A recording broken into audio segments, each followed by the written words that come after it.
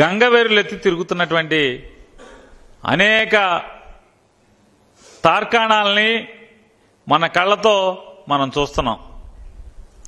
ఉదయం నుంచి తెలుగుదేశం పార్టీ నాయకులు, ఎమ్మెల్యే అభ్యర్థులు, చంద్రబాబు నాయుడు అందరూ పరిగెడుతున్నారు సచివాలయం వెంబట. ఇంకా పెన్షన్లు ఇవ్వలేదా, ఇంకా అసలు మామూలుగా ఇంకా తలుపులు తీయలేదు, ఓడవలేదు.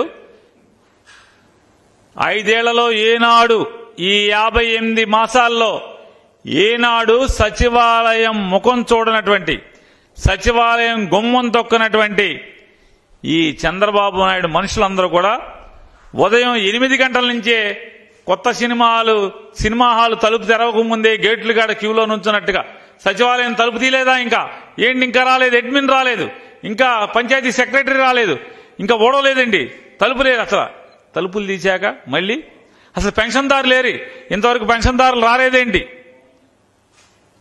అబ్బా ఏం ప్రేమ కురిపించేస్తున్నారు పేదవాళ్ల మీద. ఎవడయ్యా ఈ ప్రేమ? మీకు ఏం ప్రేమ ఇది? 58 మాసాలు జగన్మోహన్ రెడ్డి గారి ప్రభుత్వం ప్రతి ఇంటికి వెళ్లి నిద్ర లేకముందే తలుపు తట్టి వారి చేతిలో డబ్బులు పెడుతున్నటువంటి పరిపాలనను వారు అనుభవిస్తే, ఇవాళ జగన్మోహన్ రెడ్డి గారు పేదవాళ్ళకి పెన్షన్లు ఆపేశాడు. ఆపినోడు ఎవడు? 1వ తారీఖు కాకపోతే 2వ తారీఖు, 2వ తారీఖు కాకపోతే 3వ తారీఖు ఆపినోడు ఎవడు?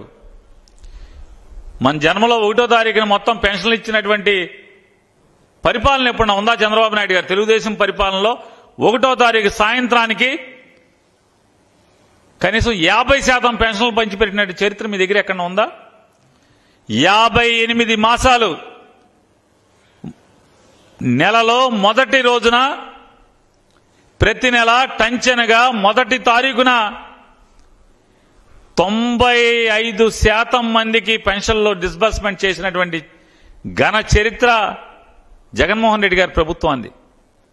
ఇవాళ మీరు దొంగ నాటకంగా మీరే పురంధరేశ్వర్తో కేంద్ర ఎన్నికల సంఘానికి లెటర్ పెట్టిస్తారు.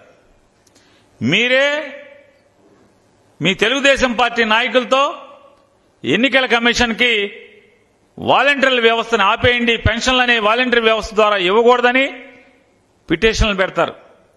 మీరే ఎల్లో ఎలక్షన్ వాచ్ అనేటువంటి ఒక సంస్థని ఏర్పాటు చేసి, వాళ్ళందరూ ఎవరాళ్ళు?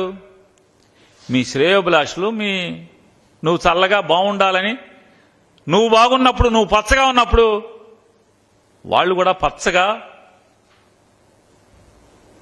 పచ్చ పూలు పూసి ఆనందంగా అనుభవించిన వాళ్ళు ఇవాళ ఒక సంస్థ పెట్టి వాళ్ళు కేంద్ర ఎన్నికల కమిషన్కి ఇవ్వటమే కాకుండా హైకోర్టులో వేస్తారు,